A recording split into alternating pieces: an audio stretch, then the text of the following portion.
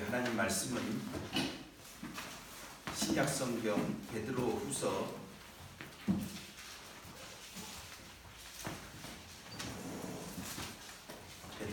3장 8절에서 13절을 우리 한 절씩 교독하겠습니다.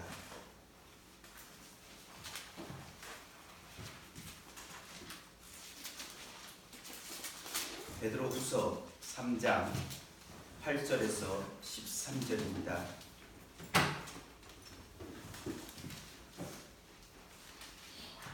사랑하는 자들아, 주께는 하루가 천년 같고 천년이 하루 같다고 한 이 한 가지를 잊지 말라. 주의 약속은 어떤 일이 너희들과 이단 것은 것까지 모든 것이 아니라 오직 주께서 너희를 위하여 오래 참으사 아무도 멸망하지 아니하고 다 회개하기에 이르를 하시느니라. 그러나 주의 날이 똑같이 오리니 그날에는 하늘이 큰 소리로 떠나가고 물질이 뜨거운 불에 풀어지고 땅과 그 중에 있는 모든 일이 드러나리로다. 이 모든 것이 이렇게 풀어지니 너희가 어떠한 사람이 되어야 마땅하냐. 거룩한 행실과 교만함으로 하나님의 날이 임하기를 바라보고 간절히 사모하라. 그날에 하늘이 불에 타서 풀어지고 물질이 뜨거운 불에 녹아지려니와 우리는 그의 약속대로 의가 있는 곳인 새 하늘과 새 땅을 바라보다.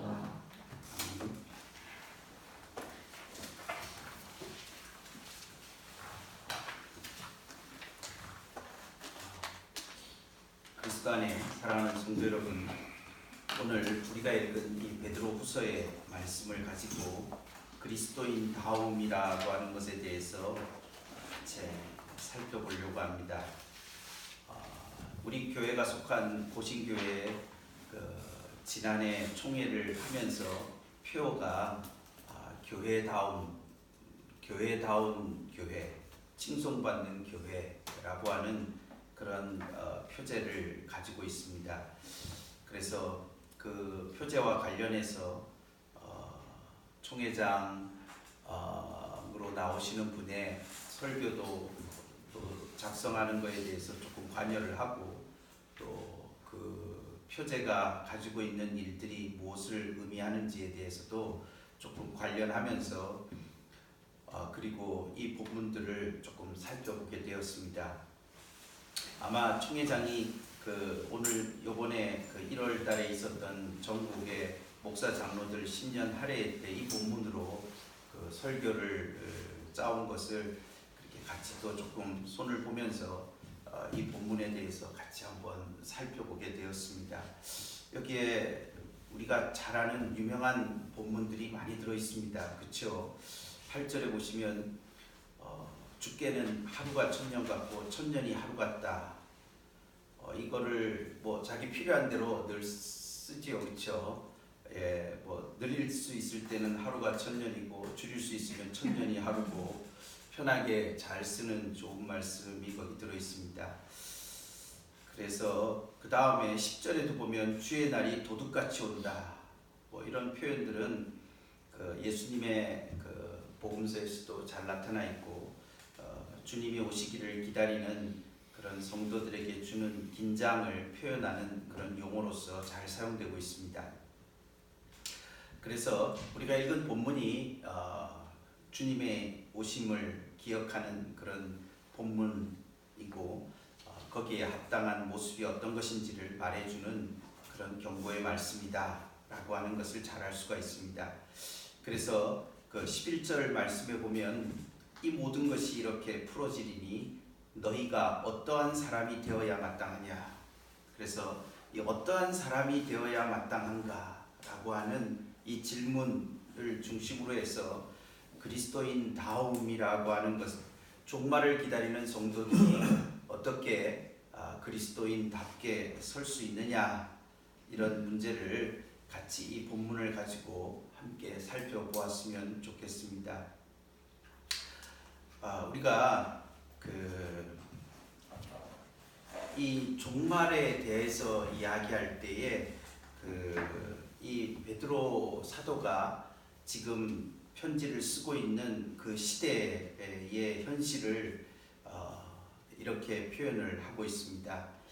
우리가 베드로후서에 대해서 여러분들이 얼마나 기억을 하고 계신지 모르겠지만은 이 베드로후서의 그 큰 대조점은, 우리가 읽은 본문의 대조점은 하늘과 땅과 새하늘과 새 땅의 대조가 되는 부분입니다.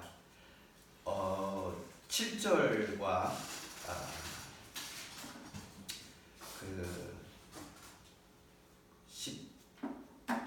새하늘과 새 땅, 그것은 13절의 대조를 조금 우리가 보면서 지금 베드로 사도가 그 이야기하고 있는 이 종말이라고 하는 것을 어떻게 기대하고 있는가 하는 것을 알 수가 있습니다. 그래서 3장 7절을 한번 보시면 우리가 읽은 본문 앞이죠. 이제 하늘과 땅은 그 동일한 말씀으로 불사르기 위하여 보호하신 바 되어 경건하지 아니하는 사람들의 심판과 멸망의 날까지 보존하여 두신 것이라. 우리 말이 굉장히 복잡한데 여기서 주어는 하늘과 땅이고 정동사는 보존하여 두신 것이다, 이렇게 보시면 되겠습니다. 하늘과 땅은 보존해 둔 것이다, 이렇게 이야기를 하고 있습니다. 그래서 이 하늘과 땅이 보존하여 뒀는데 왜 이렇게 기냐, 이제 이렇게 말하는 사람들에 대해서 예수님께서 이 베드로 사도가 죽게는 하루가 천년 같고 천년이 하루 같다라는 말이 나오는 그런 문맥이라고 말할 수 있겠습니다. 그래서 이 하늘과 땅은 지금 보존되어져 있는 것인데 그 7절에서 말하고 싶은 것은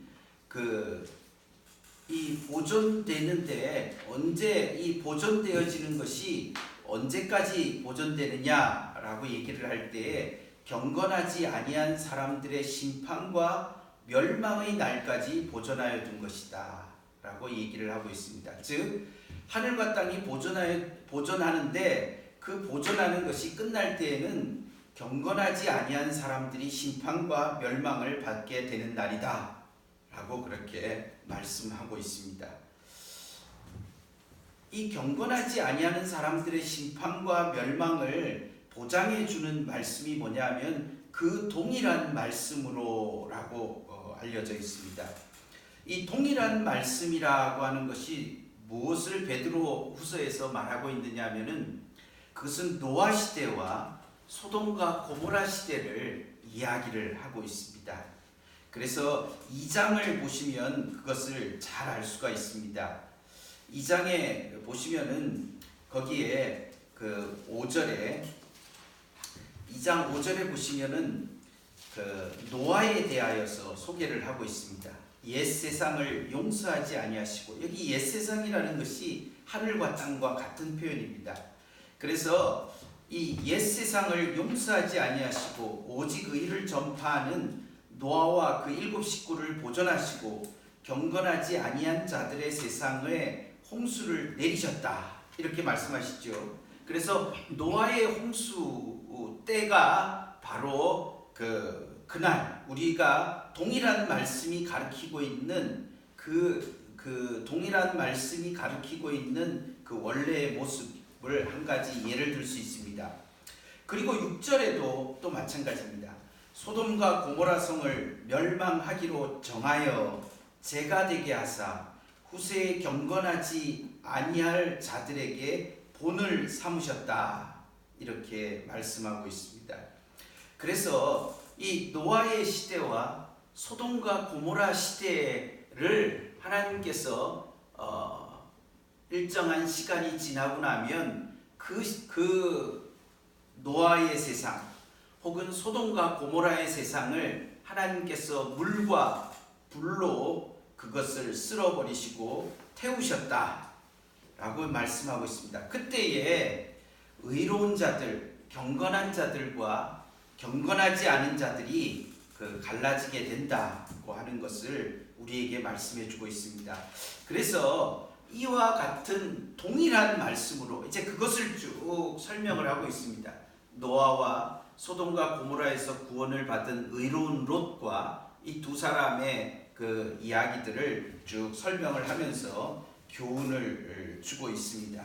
그래서 우리들도 이 동일한 말씀으로, 그래서 여기 7절에 나와 있는 말씀이 그 동일한 말씀이라고 하는 것은 바로 그 소돔과 고모라와 그리고 노아 시대 때에 그 말씀이 똑같이 불사르기 위하여 보호하신 바가 된 것이 오늘 우리에게 있어서는 이 하늘과 땅이다, 이렇게 말하고 있습니다. 이 하늘과 땅이라고 하는 것은 무엇이겠습니까? 우리의 지금 현실을 이야기하는 것이겠죠. 우리의 지금 살고 있는 세상, 하늘과 땅, 천지를 이야기하는 것이다, 이렇게 말할 수 있겠습니다. 자, 그래서 노아의 홍수가 사실인 것처럼, 그리고 소돔과 고모라가 경건하지 아니한 자들을 불에 태운 것처럼, 그렇게 그날에 주님이 다시 오시는 그날에, 주의 날에 그 동일한 말씀이 현실이 될 것이다. 그리고 그때에 하늘과 땅이 그렇게 사라지게 된다는 것을 말하고 있습니다. 자, 그것을 우리가 그 12절, 13절에 이 7절의 내용이 구체적으로 어떤 식으로 표현되어져 있는지를 같이 한번 좀 보도록 하십시다. 하나님의 날이 임하기를 바라보고 간절히 사모해라. 그날에 하늘이 불에 타서 풀어지고 물질이 뜨거운 불에 녹으려니와 우리는 그의 약속대로 의가 있는 곳인 새하늘과 새 땅을 바라보는도다, 이렇게 말하고 있습니다. 여기에 새하늘과 새 땅이 지금 이 하늘과 이 땅을 대체하는 것이다, 이렇게 말하고 있습니다. 그래서 그러면 현재의 하늘과 땅은 어떻게 되는가? 그것을 제가 11절을 말씀을 드렸는데 거기 10절이 조금 더 정확하게 표현하는 것 같습니다. 그 10절을 보시면, 그러나 주의 날이 도둑같이 오리니 그날에는 하늘이 큰 소리로 떠나가고 물질이 뜨거운 불에 풀어지고 땅과 그 중에 있는 모든 일이 드러나리로다. 자, 여기에 보면 하늘이 있고 땅이 있지 않습니까? 그래서 하늘이 사라지고, 여기 물질이라고 하는 것이 사실은 그 모든 물질 좋은 것 같습니다. 물질이 뜨거운 불에 다 타버린다는 그런 얘기인 것이죠. 그리고 땅과 그 중에 있는 것들도 드러난다. 그 드러난다는 말에 1번이 있는데 밑에 보시면 뭐라고 되어 있습니까? 타지리라. 그러니까 땅과 그 중에 있는 모든 것도 다 탈 거다, 이렇게 이야기를 하고 있습니다. 그래서 소돔과 고모라의 그 유황불에 의해서 소돔과 고모라가 그 멸망하는 것과 같이 하늘과 땅이 그렇게 사라지고 타버릴 것이다. 그렇게 되면 그 다음에 어떤 일이 생기는가? 새하늘과 새 땅이 우리에게 도래한다, 이렇게 말하고 있습니다. 이 새하늘과 새 땅은 요한계시록에서도 우리에게 소개되고 있는 그런 말씀입니다. 이사야 시대 때에도, 구약 시대 때에도 그들은 바벨론 포로에서부터 돌아오는 시대를 새하늘과 새 땅이 오는 것이다, 이렇게 이사야서 마지막 부분에서 그렇게 전망을 하고 있습니다. 그래서 새하늘과 새 땅이라고 하는 것은 새로운 시대를 이해하는 하나의 그 새로운 질서, 옛 시대가 전부 녹아지고 사라지고 새로운 시대, 새로운 질서가 있는 그런 시대가 도래하는 것을 구약에서도 이사야 선지자도 그렇게 표현을 하였고, 또 여기 베드로 사도나 또 요한 사도도 요한계시록에서 설명하는 것을 우리가 들을 수가 있습니다. 자, 우리가 이것을 통하여서 이제 이 성경에서 이야기하고 있는 것을 조금 살펴보았습니다. 우리의 이 종말이라고 하는 것이 가지고 있는 이 베드로 사도가 말하고 있는 상황을 이해하기 위하여서 우리가 하늘과 땅이라고 하는 이 표현이 사라지고 새하늘과 새 땅이 도래하고 있다, 이렇게 보는 것이죠. 그렇다면 이 하늘과 땅이라고 하는 것이 말하고 있는 그냥 지금 살고 있는 세상이 다 녹아지고 사라지는 것이다 이렇게 얘기할 때 왜 녹아지고 사라지겠는가? 이제 이런 질문들을 우리가 해볼 수가 있겠죠. 그래서 여기에 이런 왜 이런 것들이 사라지고 새로운 하늘과 새 땅이 도래해야 되는가? 이제 이런 것들을 우리가 조금 더 살펴보기 위하여서 또 그것을 통하여서 우리는 또 우리가 새로운 하늘과 새로운 땅을 소망하는 자들이 모습은 어떤 것이어야 되는가? 이런 것들을 조금 같이 한번 생각을 해볼 수가 있겠습니다.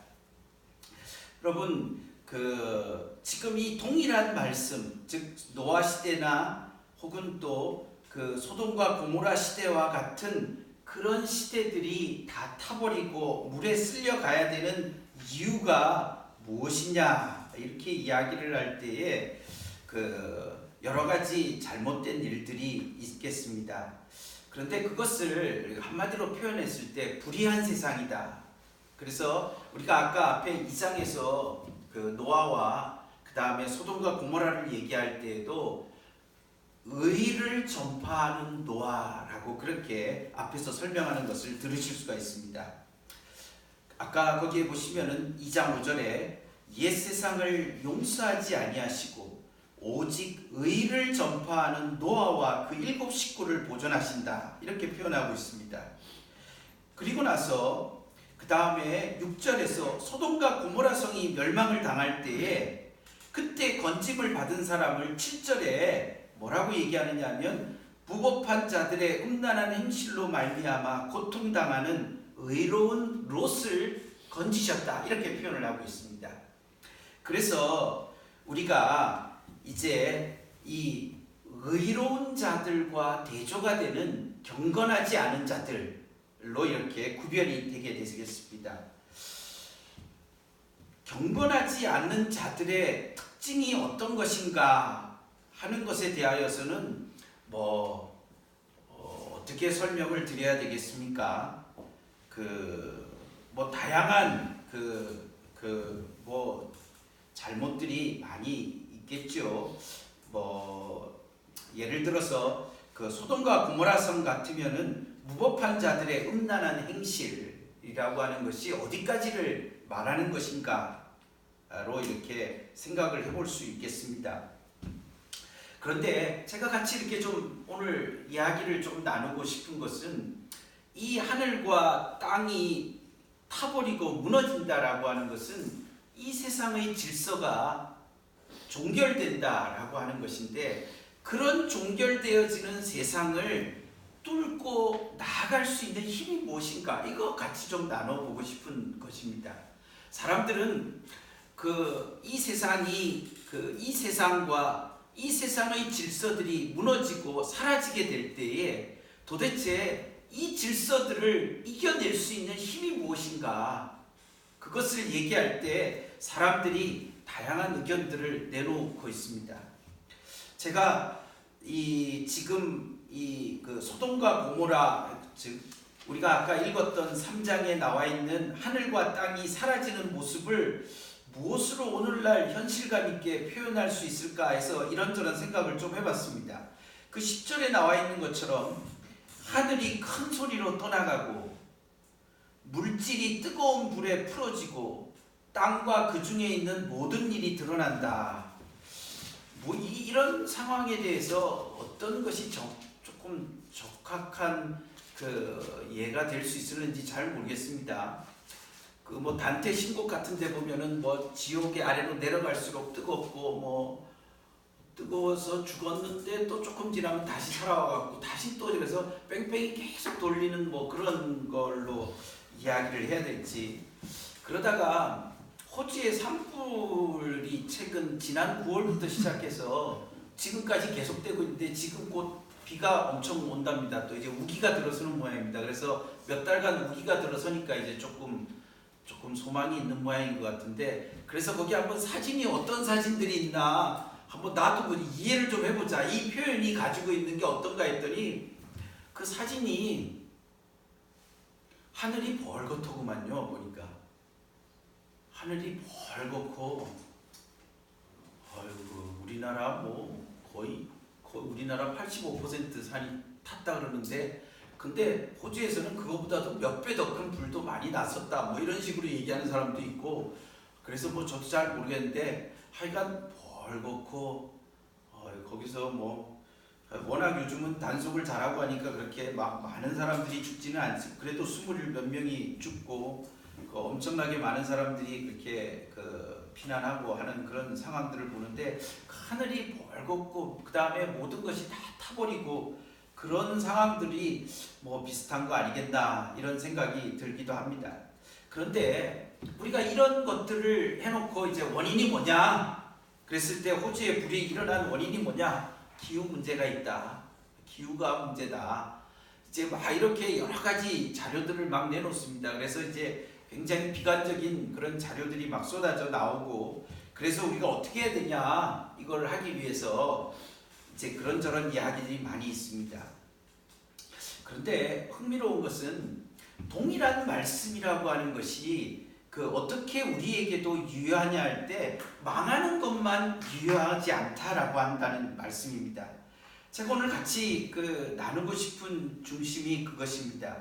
아까 우리가 읽은 7절에 이제 하늘과 땅은 그 동일한 말씀으로 불사르기 위하여 보호되신 바 되어서 그렇게 보존되어졌다. 그리고 나서 새하늘과 새 땅에 대한 이야기들로 넘어가게 되는데, 이 동일한 말씀으로 세상을 심판하고 불사르게 될 때에 그런 불사름과 물의 넘침들을 통과해냈던 것의 내용들이 무엇인가, 그것을 기억하면서 오늘 우리가 우리의 세상을 어떤 식으로 감당하면서 살아야 되는가를 함께 생각해 볼 수 있다는 것입니다. 그래서 2장 5절부터 7절에서 나오고 있는 노아, 그리고 롯이라는 사람을 수식하는 표현이 무엇입니까? 의를 전파하는 노아다. 그리고 의로운 롯을 건지셨다, 이렇게 표현을 하고 있습니다. 그래서 우리가 이 의라고 하는 것을 붙잡고, 경건하지 않은 시대에 의를 붙잡고서 살아가는 것이 얼마나 중요한 일인가 하는 것을 우리들에게 말씀을 해주고 있습니다. 그런데 이 의라고 하는 것이 어떤 의를 표현하는 것이냐? 베드로 사도가 얘기했을 때 종말을 이길 수 있게 해주는, 그래서 옛날에 다미성교회라든지 혹은 또 신천지들은 어떻게 새로운 새하늘과, 신천지가 새하늘과 새 땅이지 않습니까? 제가 그거를 한자어로 지금 설교를 했으면 신천지가 되는 거 아닙니까? 그렇죠? 그럼 제가 신천지를 지금 열심히 설명을 하고 있는 건데, 도대체 이 신천지를 어떤 식으로 우리가 맞이할 수 있느냐? 그러니까 신천지를 기대하는 사람은 옛천지, 옛 세상에 대하여서 옛 세상의 사라짐을 견뎌내야 되는 거거든요. 이걸 극복해내야 되는데, 극복한 동일한 사건이 이 노아와 롯이라고 하는 롯이라는 사람에 대해서 우리의 평가가 별로 그렇게, 성도님들은 얼마나 좀 후하신지 모르겠지만 롯이 의인의 축에 끼나, 이런 생각이 좀 많이 드시겠죠. 좀 많이 드는데 그래도 의인이라고 합니다. 그러니까 성경이 의인이라고 하니까 내 마음에는 잘 안 들어도 의인이라는데 누가 뭐라 그러겠습니까? 어쨌든 롯 자체의 행위에 대하여서 평가하려고 하는 것이 지금 우리의 관심사가 아니고, 종말이라고 하는 것을 통과해낼 수 있는 힘이 뭐냐? 그것은 의다, 이런 이야기를 지금 나누려고 하는 것이죠. 그 의라고 하는 것의 실체를 그러면 오늘도 동일하게 우리가 이 의라고 하는 문제에 대해서 생각을 하게 됩니다. 여러분 거기 보시면 새하늘과 새 땅의 특징을 뭐라고 한마디로 이 베드로 사도가 이야기를 하느냐 하면 13절을 한번 같이 읽어봅시다. 자, 3장 13절입니다. 시작. 우리는 그의 약속대로 의가 있는 곳인 새하늘과 새 땅을 바라보도다. 여기 베드로 사도가 지금 일관성 있게 이게 근데 성경을 잘 읽어보면 그렇게 우리가 일관성이 잘 쉽게 보이지는 않지만은 그래도 열심히 뒤져서 보면 이 일관성이라는 게 그 옛 세상 속에서도 그것이 무너질 때에 그것을 이길 수 있었던 힘이 있었는데 그것이 의다 이렇게 얘기를 하고 있는 것이죠. 그렇죠? 그리고 나서 우리가 새하늘과 새 땅을 바라보는데 새하늘과 새 땅이 어떤 곳이냐, 성경의 새하늘과 새 땅이 어떤 곳이냐라고 얘기를 할 때 많은 설명이 가능할 수 있는데 단 한 가지만 설명하고 있습니다. 그게 뭐냐? 의가 있는 곳이라는 것입니다.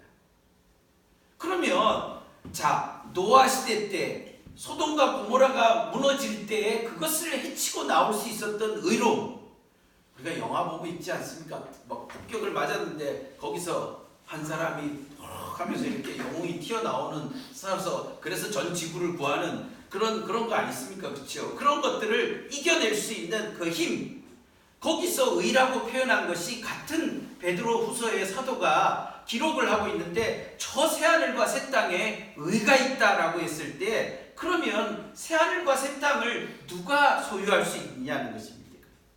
그것은 이 동일한 의를 붙잡는 자가 그 옛 세상에서도 그것을 이겨낼 수 있었던 것처럼 새하늘과 새 땅에는 의가 있는 곳, 이 한마디를 함으로써 이 의로움이라고 하는 것이 굉장히 소중한 것이다 하는 것을 우리에게 가르쳐 줍니다.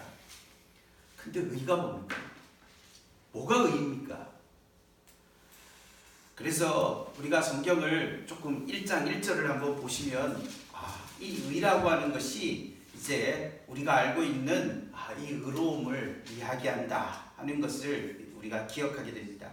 자, 1장 1절에 보시면 예수 그리스도의 종이며 사도인 시몬 베드로는 우리 하나님과 구주 예수 그리스도의 의를 힘입어 동일하게 보배로운 믿음을 우리와 함께 받은 자들에게 편지하노니, 이 의로움 때문에 믿음을 같이 받은 너희들에게 편지한다 이렇게 얘기하고 있습니다.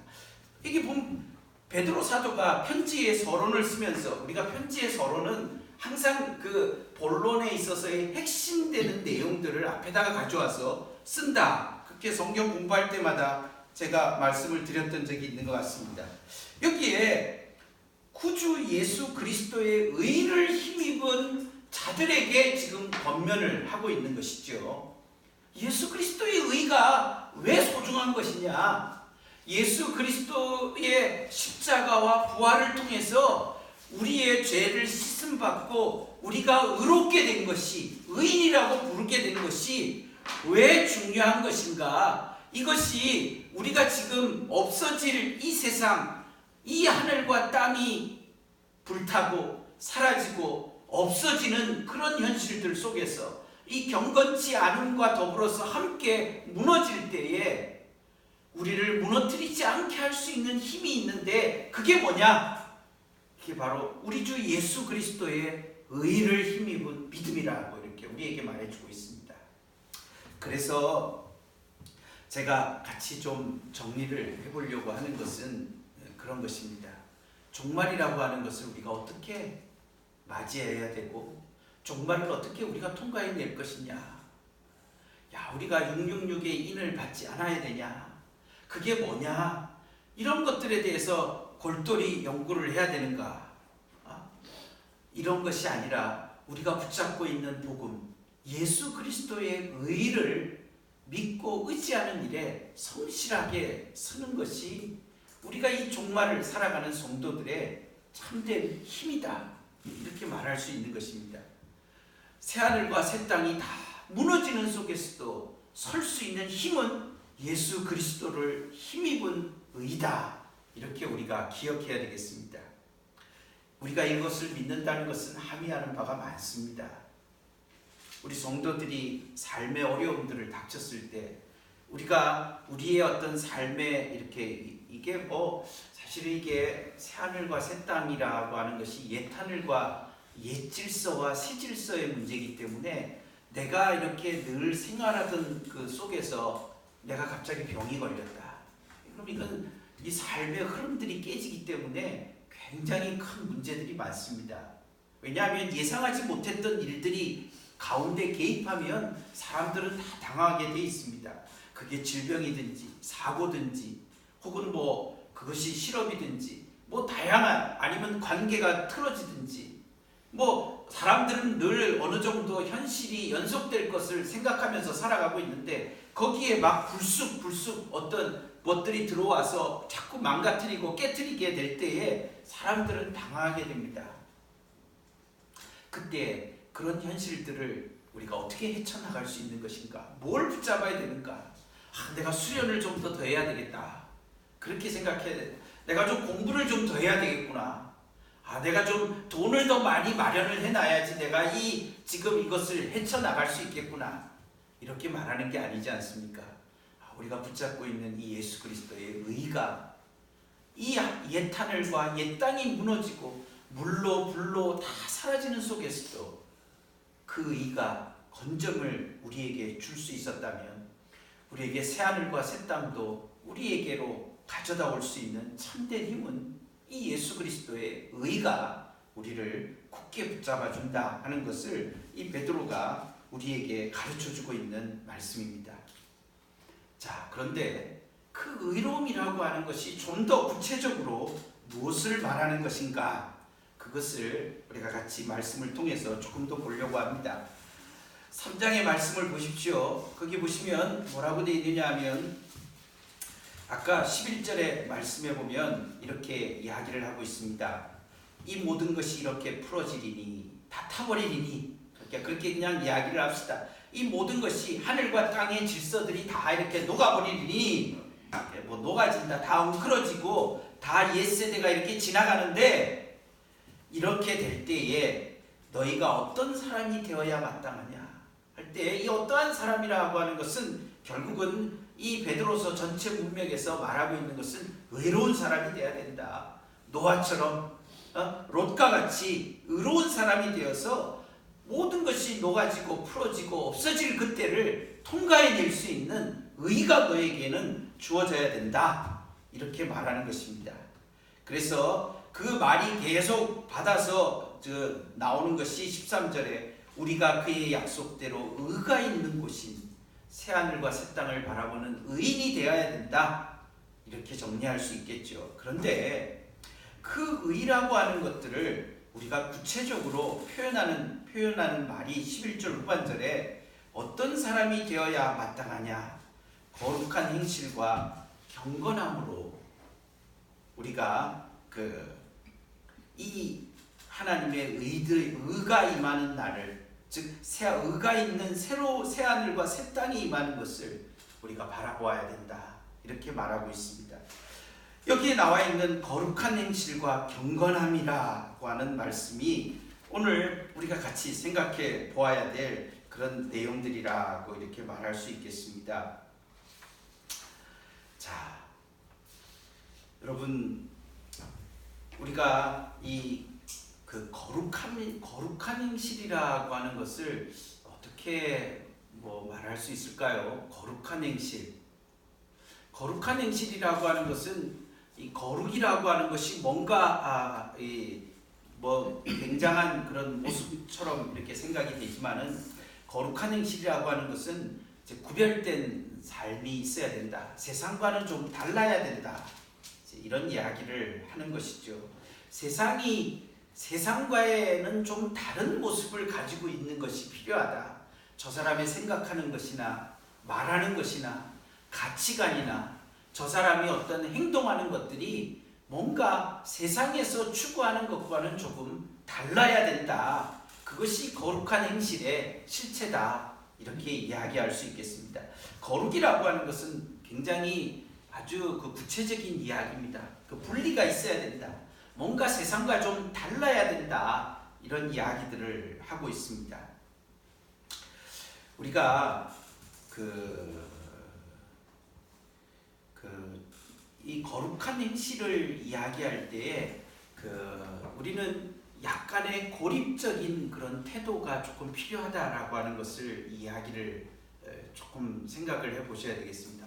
이 경건이라고 하는 것은 약간 이 경건을 야고보 사도가 얘기했을 때 경건이 뭐냐라고 하는 문제를 얘기할 때 세속에 물들지 않고 그래서 자기를 지킴과 동시에 고아와 과부를 환난 중에 있는 약한 사람들을 잘 돌아봐 주는 것이 경건이다. 이렇게 표현을 하는 것을 야고보 사도를 통해서 들을 수가 있겠죠.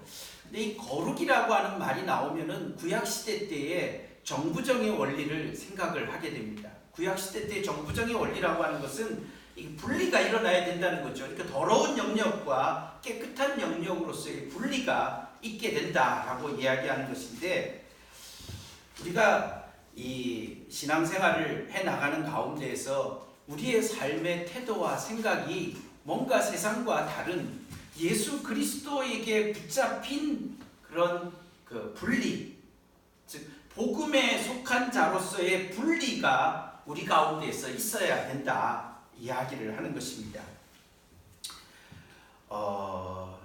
오늘날에 우리의 교회와 성도들이 이제 세상 가운데에서 살아간다라고 하는 이유 때문에 이런 분리들에 대하여서 크게 강조를 못하는 그런 시대를 살고 있습니다.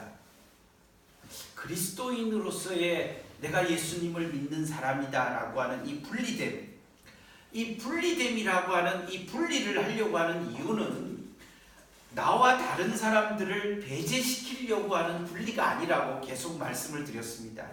왜 분리를 해야 되느냐라고 했을 때, 이 분리되어지는 이유가 그것을, 이 거룩함이라고 하는 것을 분리함을 통하여서 내가 가지고 있는 이 복음에 내가 굳게 성실하게 서려고 하는 이 태도를 견지를 하는 것을 통하여서 우리는 다른 사람들을 더 잘 이해하고 섬기기 위해서, 그것을 경건함이다 이렇게 표현할 수도 있겠습니다.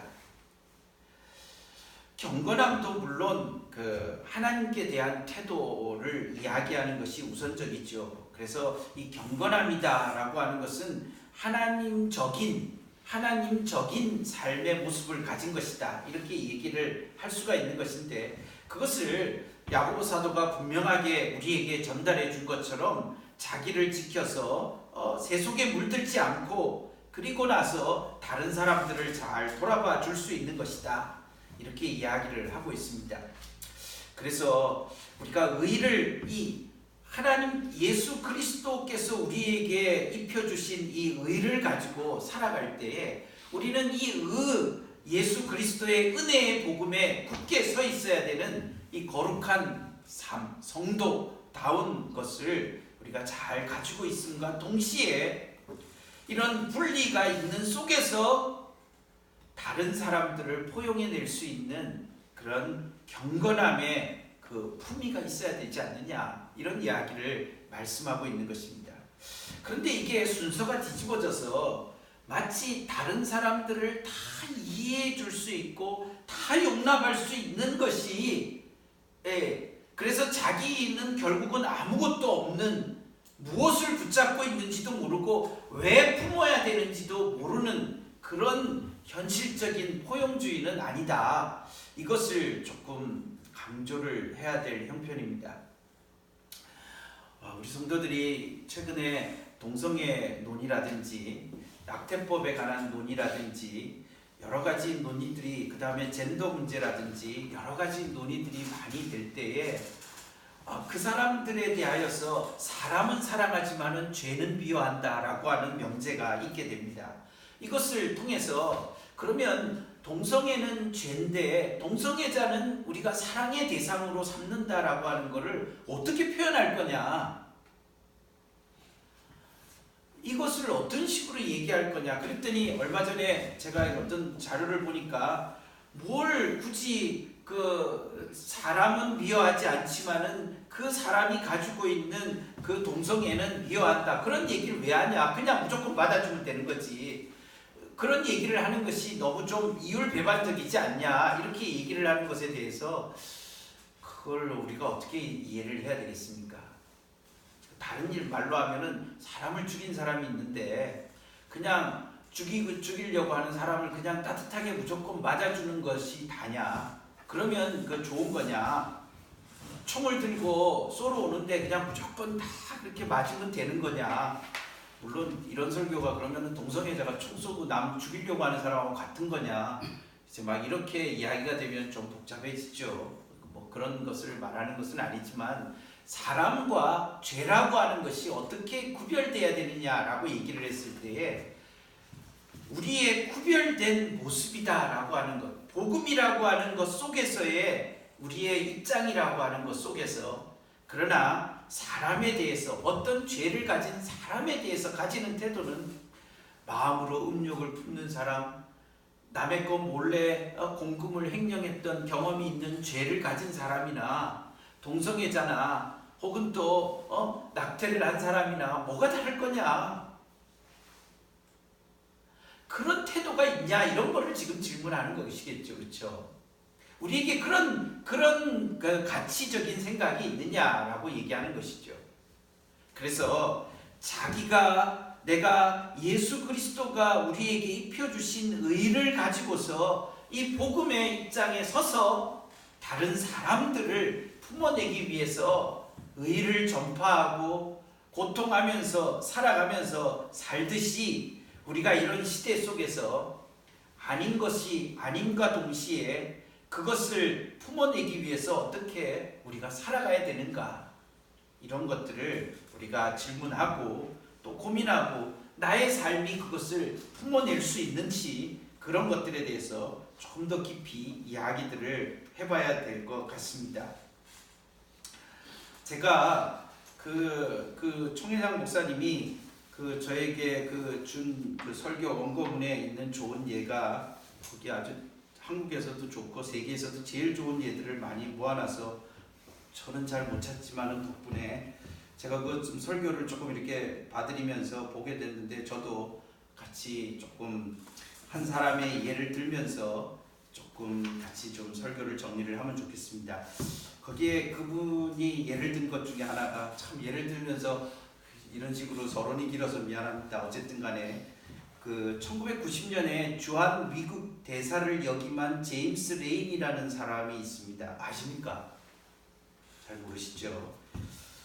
그 사람이 임기를 마치고 미국으로 돌아가서 에모리 대학 교수를 했답니다. 그런데 출퇴근을 걸어서 하였는데 어느 날 쓸쓸하게 앉아있는 노인을 보고 찾아가서 말을 건넸다고 합니다. 그 일을 계기로 해서 2년 동안 그 노인과 교제를 하게 됩니다. 가끔 그의 집에 가서 잔디도 깎아주고 차도 마시고 사이좋게 지냈다고 합니다. 그런데 어느 날 노인이 보이지가 않았습니다. 그래서 집으로 찾아갔더니 돌아가셨다고 그렇게 하는 소식을 들었습니다. 그래서 장례식장에 찾아갔는데 유족이 봉투를 하나 전해주었다고 합니다. 이 노인은 워낙 검소하게 살았고 본인의 이야기를 안 해서 잘 몰랐습니다. 그런데 알고 보니 코카콜라 회사의 전 회장이었다고 합니다. 봉투를 열어보니까 유언장이 있었는데 이런 내용이 있었다고 합니다. 나의 친구 레인이 고마웠소. 당신에게 25억 달러와 코카콜라 주식 5%를 유산으로 줍니다. 좋은 데 쓰기를 바라오. 레이니 교수는 이 유산 전액을 자신이 봉사하고 있는 에모리 대학교 발전기금으로 기부를 했습니다. 엄청난 부가 흘러 들어왔지만 부에 도취되어 정신을 잃지 않았습니다. 오히려 그 부를 학생과 학교를 위한 발전기금으로 내놓았을 때 그에게 에모리 대학교 총장이라는 자리가 주어졌습니다. 레이니는 평소에 경건한 그리스도인으로 주위 사람을 살피고 섬기는 삶을 살았습니다. 그의 경건이 놀라운 일을 일으키는 계기가 되었던 것입니다. 에모리 대학교는 코카콜라를 좋아한다고 합니다. 그래서 우리 고려신학대학원에 최덕성 교수라고 있었는데 그분이 에모리 대학에 나왔고 그 에모리 대학이 감리교 계통의 대학인데 그분은 코카콜라를 굉장히 좋아한다고 합니다. 제가 이 예를 보면서 뒤에 돈의 액수와 코카콜라 주식이 관심이 많이 있겠지만은 어떻게 됐을까 그것이 더 관심이 많겠지만은 이 구별된 삶, 경건한 삶이라고 하는 것이 이 세상이 다 녹아지고 사라지는 가운데서도 뚫고 나갈 수 있는 예수 그리스도의 의를 가진 사람이 이 땅을 어떻게 살아가야 될까? 어떻게 뚫고 나가야 될까? 우리의 삶이 어떻게 이것을 이길 수 있을까? 생각해 볼 수 있는 그런 우리의 앞선 선진 중에 한 사람의 예를 좀 생각을 해볼 수가 있었습니다. 로마 시대 때 이 베드로 사도하고 조금 다음 시대였지만은 그 로마의 그 총독이었던 플리니우스가 트라이안이라는 황제를 모시고 살 때에 자기가 통치하고 있는 곳에 있는 그리스도인들의 마을의 모습을 보고하면서 이렇게 편지를 썼다고 합니다. 그리스도인들은 결코 음란하지 않습니다. 그리고 그들은 도둑질 하지도 않습니다. 그들은 약속을 어기지도 않습니다. 거짓말은 절대로 하지 않습니다. 그리고 그들은 부채 문제에 대해서도 완전히 깨끗합니다. 여기 특별히 이 부채 문제 같은 것들은 로마 시대 때 굉장히 엄하게 이 부채를 못 갚는 것에 대해서는 굉장히 그 부채 못 갚으면 곧 노예로 전락하기도 하고 굉장히 평가가 안 좋은 것이었는데 그리스도인들이 그런 일들에 있어서 잘 섰다라고 얘기를 함으로써 우리가 여러 가지 생각들을 조금 해보게 됩니다. 오늘 우리가 이 종말을 종말의 때라고 말할 수 있는 시대들을 우리가 또 한 해를 더 살아가게 될 터인데 우리가 어떤 사람이 되어야 마땅할까라고 하는 이 베드로 사도의 질문들을 받으면서 의로운 사람이 되어야 되겠다. 예수 그리스도가 우리에게 입혀주신 이 은혜의 의로움의 옷을 굳게 붙잡고 거룩한 행실과 경건함을 우리가 추구하는 것이 얼마나 내 삶을 굳게 세울 수 있고 이생과 내세를 잇대어서 우리가 설 수 있는 참된 좋은 것인지 아닌가. 우리가 사실 많은 것들을 계획하고 많은 생각들이 우리한테 있지만은 그러나 이 참된 이 경건과 거룩이라고 하는 것을 우리가 잘 붙잡고 걸어갈 때에 우리가 참 하나님이 주시는 그런 힘을 또 견고함을 붙잡을 수 있다 하는 것을 기억하시면 좋겠습니다. 우리 찬송가 179장을 같이 보겠습니다.